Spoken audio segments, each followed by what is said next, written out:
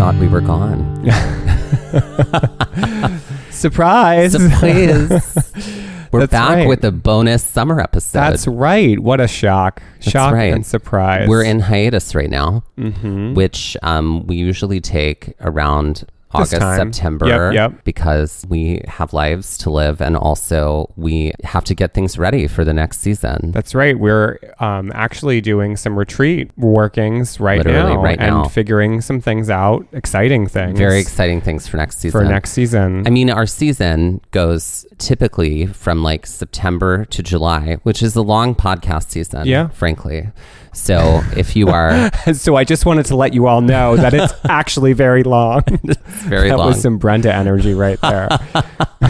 Well, I mean, you know, she'll come up later. In a world where often podcast seasons are, you know, contained inside of a certain number of episodes, we do have seasons, but it's definitely more of a week-to-week show. Yeah. You know? Exactly. So... Just like how we're living our lives. Week to week show, seeing what happens next. Seriously. Taking everything in stride.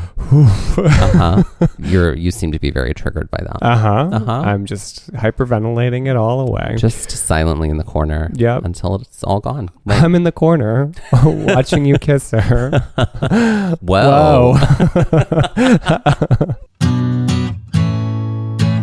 So welcome back to not season 4 and not really season 3, but sort of season 3. It's like a little bonus at the end of season 3. Yeah. Even though it's not technically a part of it. No. But yes. Yeah, we wanted to... will be listed under season 3. Yeah, we wanted to do a little something because we have just returned from a giant 5-week road trip in which we saw 10 national parks, 9 of them new. We wanted to talk a little bit about that before the next season started, and also kind of address some things that were prevalent and present throughout our journey that is affecting everyone from park staff to visitors to the country as a whole in a lot of ways. So we figured that it would be a great idea to tackle that before we started a brand new season. That's right. Right. Let's talk about how this trip that we went on came about. Right. We had some travel scheduled for 2020 that we had to not do. Right. Obviously. We were going to go to Glacier. We were going to go to Florida first. We were going to go to Florida, do the 3 parks in Florida, go to Glacier in June. Yep. Go to the Pacific Northwest that following August. We had lofty plans. We had big plans. Yeah. And obviously all of those got changed. COVID changed everything for everyone. And then we had planned to go to Gettysburg to go camping, which we try did try it out. And we loved it. We also discovered Catoctin Mountain when we were there. And then we had a whole other trip planned and booked where we like drove all the way to Badlands. But then... Badlands, Wind Cave, Teddy Roosevelt, and then I think Indiana Dunes on the way back was the plan. And in a week, which would have been insane. What insanity were we on when we thought that was going to work out? So we ended up pulling the plug on that 2 days before we left. 3 days, something like that. We totally changed the plans around, and we ended up going to Maine and to New Hampshire, Vermont. Which was beautiful. Yeah. We did Acadia again. We did Green Mountain National Forest and White Mountain National Forest. Beautiful places. So we had some closer to home, safer travel based off of like COVID numbers last year. You know, as we had come into this year with being vaccinated, which if you haven't been, maybe it's a great idea to do. Do it. We're just going to say that. And if that's not your politics, we believe in then science. Yes. I think, this space is... Yeah. So with getting vaccinated, we felt a little safer in traveling and with numbers decreasing. So we had done a spring break trip with some friends this year, which will be definitely talked about in future seasons. And we had wanted to hit Glacier. We really wanted to get to Glacier. We did. And we also had talked about, can we go on the road for like a month? To 6 weeks. A month to 6 weeks. Like, you floated that my way and you were like, with a year in advance, could we pull this off? It took some planning and some budgeting and some like rearranging of some things, but we were both able to make that happen. Yeah. And our itinerary ended up being a 5-week adventure. Yes. We had protocol in place for our travel last year. So it was checking in with those protocols based off of what we knew, how the science had progressed, what the numbers looked like, all things like that, and what our practices were going to continue to be, like wearing masks in spaces that were public. And outdoors, we sort of, unless we were in a large crowd, I'm going to say, whereas before we were very much so about like being masked on the trail when we were passing people or near people, unless it was a large crowd that we were in for a long time, because this, the science was a little different. And I hate to say that, the science had caught up is what I'll say. Sure. We kind of abandoned masks in outdoor situations, but we're very, very present and cognizant of it when in indoor situations, we were in indoor situations. Almost 100% of the time. We also really needed to kind of like plan what were we going to be able to accomplish in 5 weeks. That's right. Basically, we got out a map. I mean, a phone map, but whatever. We got out the map. We looked around. We were like, where do we want to head? How could we do this? Yeah. Are there any places along the way that we're like, oh, we shouldn't miss that because we're so close? Over like 2 evenings. Over 2 evenings, we figured out the itinerary and booked everything. Yeah. Because we also booked every reservation ahead of time. Right. Because I'm a neurotic planner. And B, with, obviously the world is still a mess and there's a lot of things still up in the air. We sort of weren't going to fly by the seat of our pants here. Right. Not at all. No. And we wanted to camp some and we wanted to not camp some. Right. So we were dancing the dance of like, when are we going to be on the ground? When were we going to make a reservation somewhere like with an Airbnb or in a cabin or something like that? Over the course of 2 evenings, we figured out the entire itinerary. For the record, there was a version of the itinerary that included Isle Royale in Michigan. Right. And we had Scrapped to delete that because it's so gigantic and like difficult to get to and from, expensive to get to and from. We didn't feel like we could give it the time it needed and decided we were like, I think that's its own trip. Yeah. The 10 national parks that we saw during the course of this 5-week adventure included Indiana Dunes National Park in Indiana, followed by Theodore Roosevelt National Park in North Dakota, followed by Glacier National Park in Montana, followed by Yellowstone National Park in Wyoming, and Grand Tetons National Park, also in Wyoming. Then from there, we went to Badlands National Park in South Dakota. And Wind Cave National Park, also in South Dakota. Then we drove south and headed to Gateway Arch National Park in St. Louis, Missouri. And then followed that with a deep dive into the underground of the Gnome King at Mammoth Cave National Park in Kentucky. And then we finished our national parks journey again with another visit to the Great Smoky Mountains National Park in Tennessee, and it's also in North Carolina. Right, making it our third visit to the Great Smokies. And it was, it was a lot. It was a lot. I had a great time. I absolutely loved that trip. It's one of the greatest trips I think I've ever taken. Yeah. We did a lot. It was so exhausting, but all in all, it was like full of joy and full of just beautiful people, wonderful experiences. It's just, I will treasure it my entire life. Mm-hmm. That's the first time we've ever spent that much time together consistently. Yeah. And it was fine. It was. I mean, and things you'll hear about in episodes. Oh, yeah. We're going to tease it out a little here. Sure. But I mean, did we have snippy back and forths? Of course. We're catty gay men. What do you expect?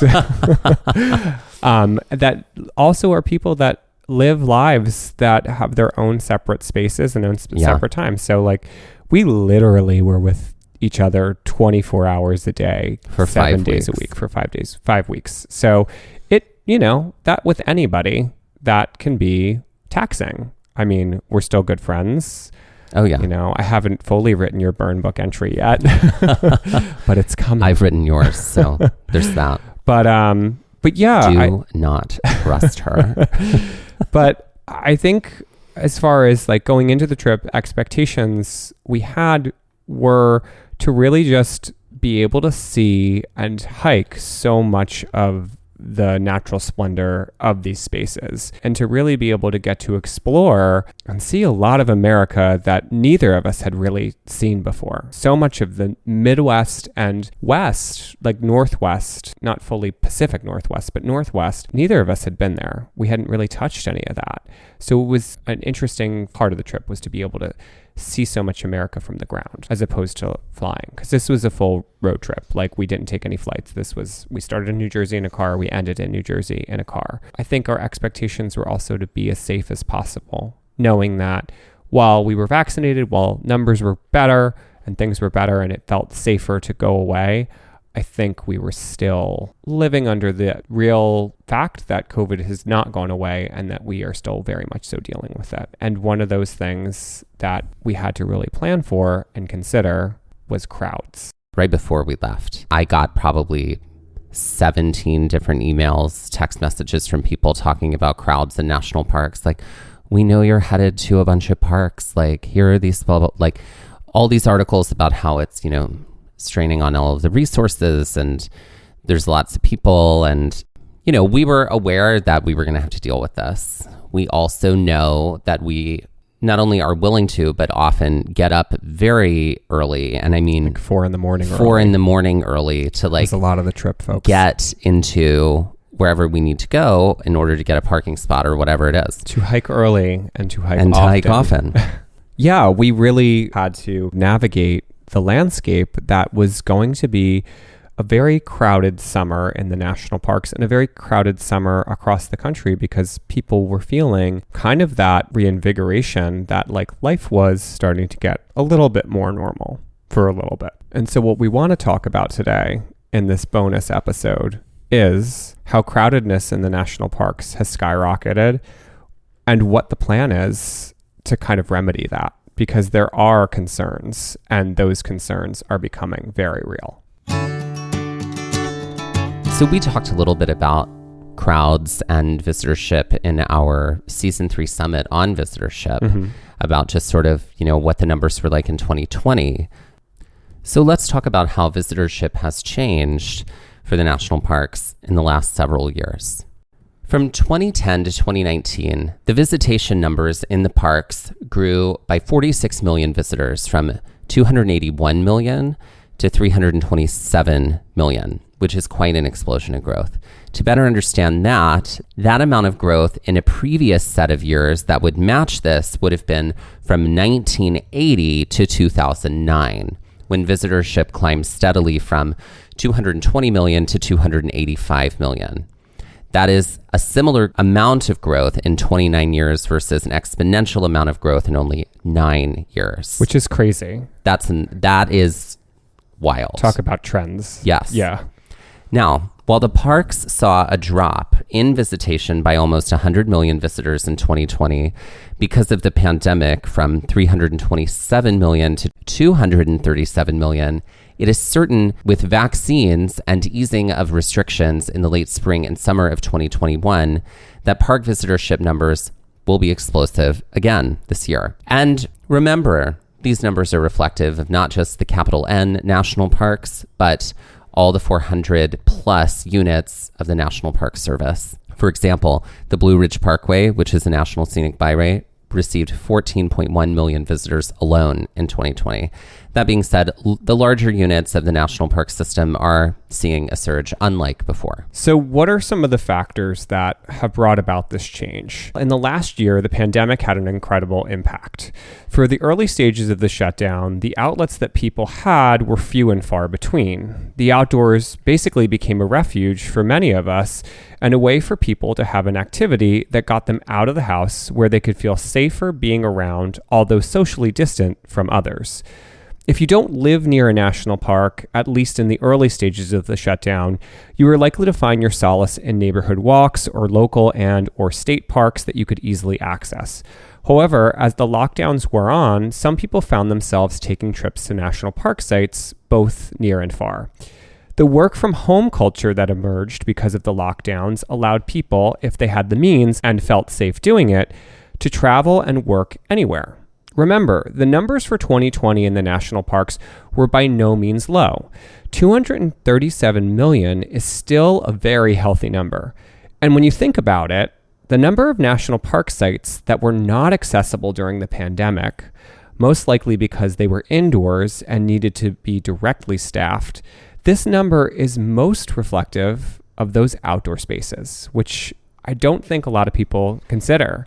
That, if you have like a National Historic Site, that was probably closed during the pandemic. Right. So that's not adding to numbers. Yeah. It's the outdoor spaces, that 237 million. Or like caves. Visitors. Yeah, or caves, like caves. Which is, I think Mammoth Cave had a limited self-guiding tour that also had to be staffed. Yeah. Now the climb of visitors from 2010 to 2019 isn't steady or full of gains. In fact, there are some retreats in numbers here and there, and years higher than 2019. 2016 and 2017 both almost had 331 million visitors each year.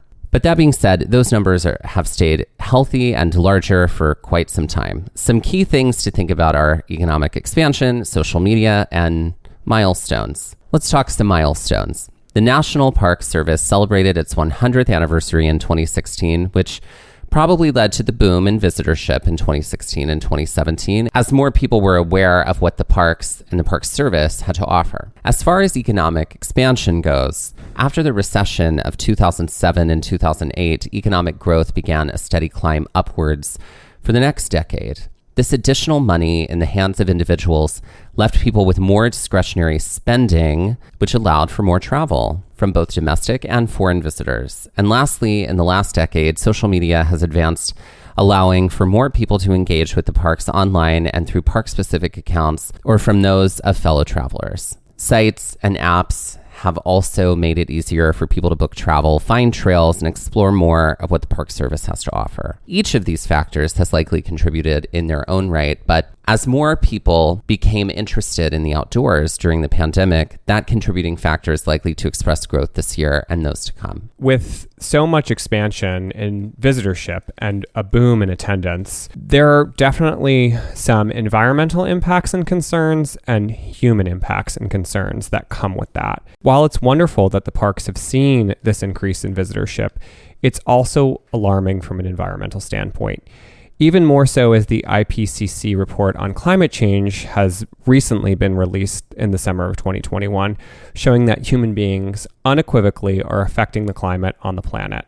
This brings a lot to bear when it comes to the travel industry and how to better advocate and implement cleaner travel and a future that allows for the parks to continue to operate in the way that they do. In a 10,000-foot view of environmental impacts regarding climate change, many parks have already seen the effects firsthand, as Glacier National Park's glaciers are disappearing, as Western parks are at greater risk for drought and forest fires, of which some have already experienced. The parks themselves are a testament to nature, its beauty and its wild freedom. But as the climate changes in ways that are both swift and which haven't been seen in recorded human history, it's likely that great changes are afoot for these spaces. When it comes to the environmental impact this increased visitorship has brought to the parks, we have to look at the visitors and their behaviors, as well as the response to increased visitorship on surrounding park communities and entrepreneurial ventures that are spurred on because of this. During the pandemic and the government shutdown of the last few years, issues of trash and poor bathroom habits of visitors were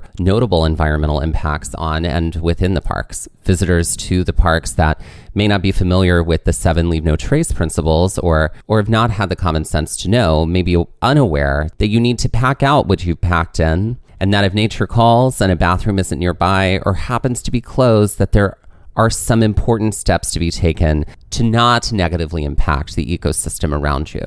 With increased visitors at trails and scenic viewpoints, there are issues of safety for the visitors as well as the natural spaces. People create desire paths or desire viewpoints that may crush plants or destroy desert microbes, which have taken hundreds of years to grow. Increased traffic and traffic jams in the park add to poor air quality and more disturbances to the natural wildlife within the spaces. Increase in businesses around the parks to meet the demands of those visiting are also stressors on the environment, from tapping into potentially low water resources to further adding pollution and further disrupting and removing plants and animals from their natural spaces. Along with environmental issues in the parks because of increased visitorship, there is also an issue of staffing the parks, which does lead to impacts on the park spaces themselves.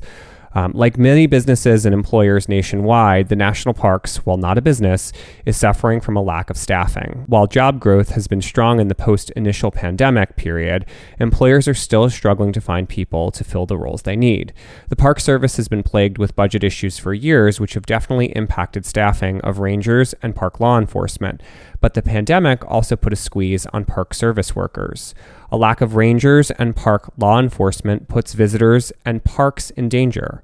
With ever-growing crowds, an inadequate ranger force and ranger law enforcement force could be detrimental to the mission of the National Park Service, which is to, quote, preserve unimpaired the natural and cultural resources and values of the national park system for the enjoyment, education, and inspiration of this and future generations, end quote.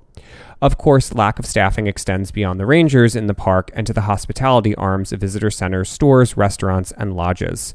This, while inconvenient, may impact unsuspecting visitors who may have had expectations of a different experience within the parks.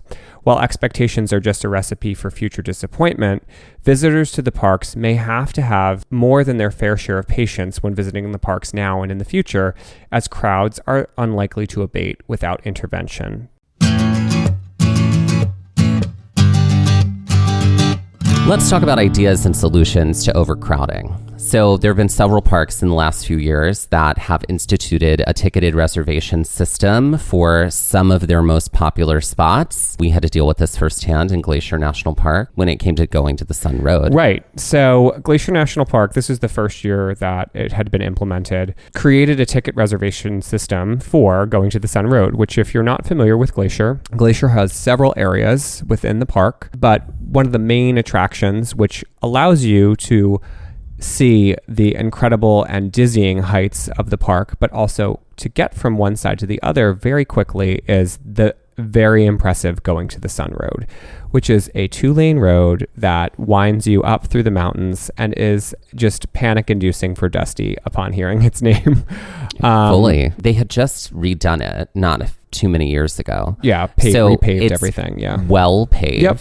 It's still 2 lanes. And there is, a stone wall on one side. And then beyond that, it's just like nothing. 1,000 feet drops. And then the mountain is on the other side. Mm-hmm. There are rocks jutting out. So it's very easy to scrape your car. Very easy to scrape your car. We didn't do that, luckily. Because I'm what? An excellent driver. You are a driver who drove that road very well. You are a driver who drove that road very well. I'm an angel sent by from God. Right. Right. Yeah, Mike did all of the driving on going to the Sun Road because I was like, I'm going to just say, I don't think that this is going to be possible for me. Mm-hmm. I also was a terrible passenger during any time we would ride on that road. Uh-huh. A terrible passenger. I will fully concur. Fully concur. Totally. I was yelled at for gasping, and then every time I moved the car, it was like, and I snapped at you on that first day.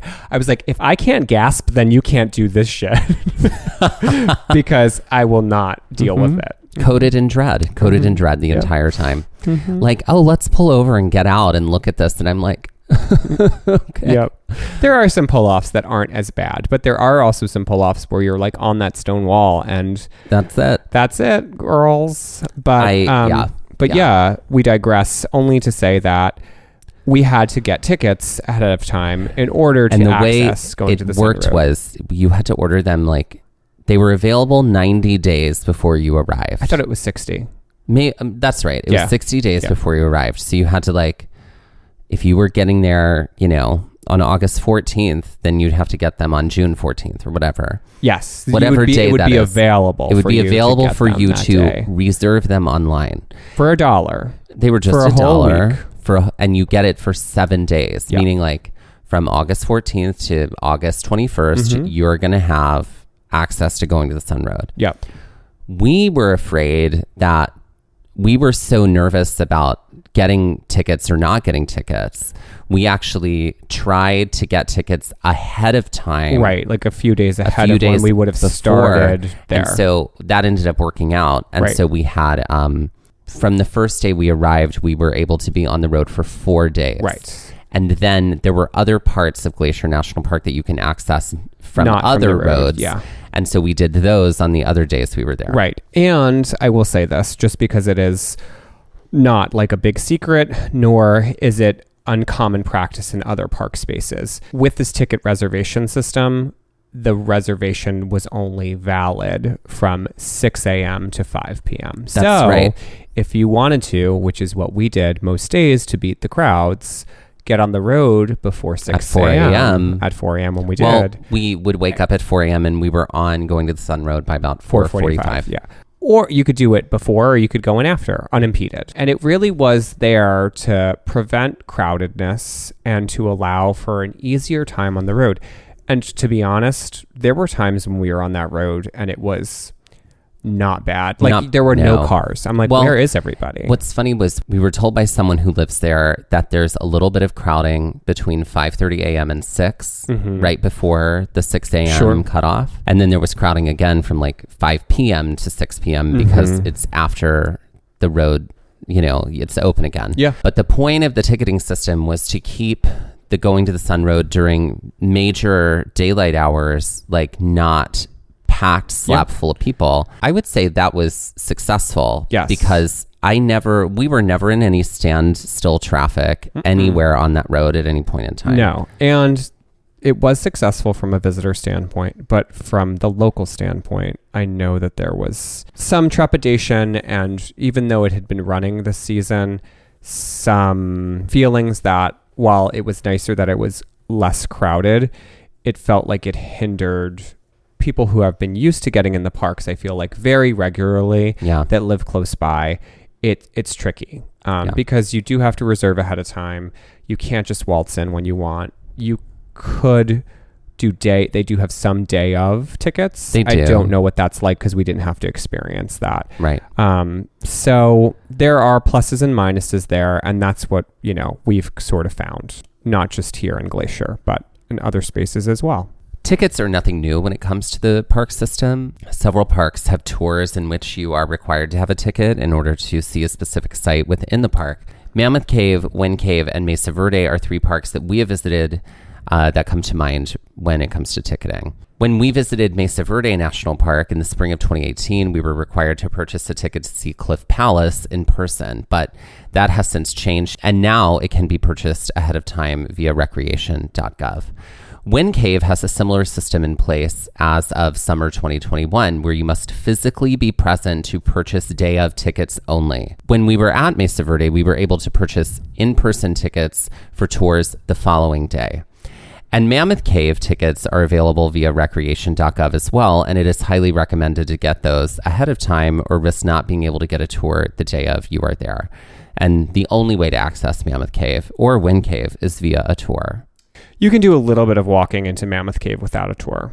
There was that self-guided that people walk through. Oh, are they... Is that still allowed right now? Mm-hmm. I thought it was only during pandemic that happened. You can go into the areas that are into that open, first area. That first antechamber there. I see. And then there are tours that leave off that we had to go through those turnstile or those gates to go through. So yeah. In regards to parks where ticketing is new as of the summer of 2021, the list includes Acadia National Park in Maine, in order to drive up Cadillac Mountain, which is the first part of the country that sees the sunrise in the continental U.S. Haleakala National Park on Maui in Hawaii, in order to see the sunrise from the summit of the dormant volcano. Rocky Mountain National Park in Colorado. In order to enter the park or to go to the popular Bear Lake section, you'll need to reserve a 2-hour window in which to enter for either option.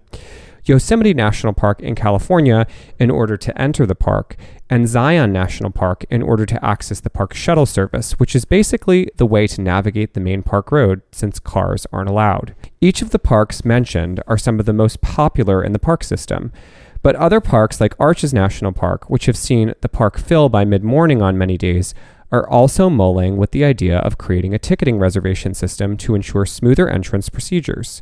These systems have proven to be effective, as many parks have had them in place for attractions for years. It remains to be seen, however, how the impacts of these systems will be when it comes to entrances to specific parks. Depending on the time of year, some of these ticket reservation systems may not be needed because the volume decreases within the park. That being said, with the initiation of these reservations, some parks may find that it is helpful in the management of the parks and continue the process. Regardless of your travel plans and time of year, it's always good to check to see if it may be required for you to have some sort of ticket to enter any national park site. So what does the future hold? The issue of crowds in the national parks is an important priority, so much so that Congress has begun to investigate and to look at ways in which the park system may better accommodate the growing visitors they are seeing yearly. I am so curious about what that's going to look like. Yeah. While the Great American Outdoors Act, which was passed last year, helps to address the deep hole of maintenance backlog projects within the parks, which will enhance both safety and visitor experience, the money does not address crowdedness. Senator Angus King of Maine suggested that diverting people to the lesser known yet equally impressive smaller national park sites may be a way to help alleviate the crowds in the parks. There certainly are plenty of sites to see, over 400, so this idea is not without merit. The problem with the plan is, how do you work to create this diversion? Especially when the jewels of the park system, the big impressive parks that many people have on their bucket list, are not getting any less popular or any less majestic. The ticketing reservation system seems to be working in the spaces it has been implemented in, although it is not without the chagrin of locals to these parks who may have grown up in or visited them all of their lives. Despite the drawbacks, the ticket system does allow for a better experience for the visitor and typically a window of time when the reservation is unneeded, whether that be a particular time of the year or a time of day. So there are definitely workarounds. Another thought is to limit the number of cars within the parks by creating a shuttle system in these very popular spaces. This would allow for parking outside of the park and shuttles which could take you to the different trailheads or viewpoints you would want to see.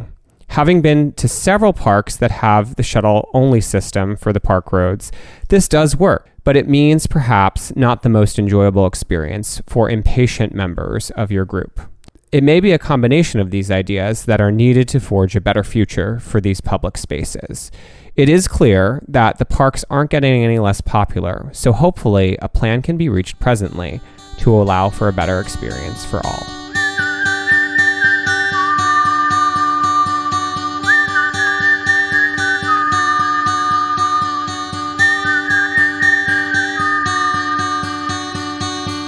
This has been Trail Mix by Gaze at the National Parks, the podcast, and we're here to remind you to hike early and hike often, and that adventure is always out there. Gaze at the National Parks was created and is hosted by us, Dustin Ballard and Michael Ryan. To see images from this episode, follow our Instagram at Gaze at the National Parks. To contact us, email us at gazeatthenationalparks@gmail.com. And to find out more about the parks visited on this show, visit our website, gazeatthenationalparks.com. That's Gaze, G-A-Z-E. All original artwork featured on Instagram, our website, and the Gaze Shop is by me, Michael Ryan. All original music was written by Dave Seaman and performed by Dave Seaman, Mariella Klinger, and Sean Sklios. Our music producer is Skyler Fortgang. This episode was edited by me, Dustin Ballard. We would also like to acknowledge, while recording this episode, that we are on the traditional and stolen lands of the Lenape people, also known as Monmouth County, New Jersey.